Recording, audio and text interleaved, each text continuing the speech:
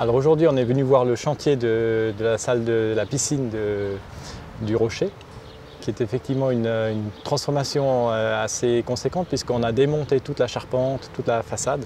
Et dans la suite, on va mettre en place la toiture et toute la façade de cette piscine. Alors la complexité, c'est bon, on est déjà dans un site occupé, donc l'école du Rocher continue à fonctionner. Donc c'est des enfants qui sont dans la cour de récréation. Et puis après, c'est clair que c'est un bâtiment existant. Donc on a dû composer avec la partie gros œuvre, donc tout le sous-sol est complètement maintenu. Les bassins aussi dans la géométrie sont maintenus.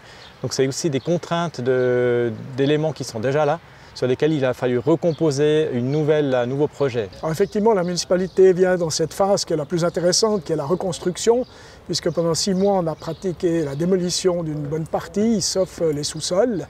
Et maintenant, on voit enfin la reconstruction, et c'est la partie la plus intéressante pour la municipalité, et aussi pour les citoyens, puisqu'on va vers une réouverture de la piscine. Pour le service d'architecture, c'est un beau projet, mais je pense pour la municipalité aussi. Ça nous permet de remettre en fonction une piscine, et puis surtout au niveau énergétique, beaucoup d'économies, pas seulement financières, mais aussi en termes d'énergie. Ça se fait comme d'habitude en 3 étapes. Première étape, un mandat d'études parallèle pour choisir nos mandataires. Un deuxième, c'est le crédit d'études devant le conseil communal, à peu près 2 ans d'études, et le crédit de réalisation demandé en juin est voté extrêmement vite par le conseil, c'est-à-dire en septembre. On donne une nouvelle vie à ce bâtiment. C'est un bâtiment qui a à peu près une 50aine d'années aujourd'hui. On va nouveau rebasculer sur un nouveau cycle de 50 ans.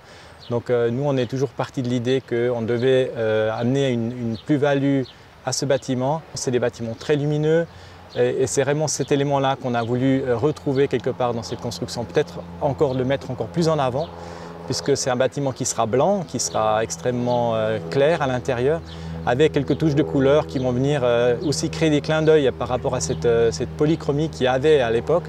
Mais de façon un petit peu plus modeste, on va dire, on revient plutôt à quelque chose de plus neutre.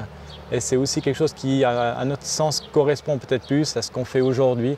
On n'est plus dans les années 70, on est quand même dans les années 2024 ou plus.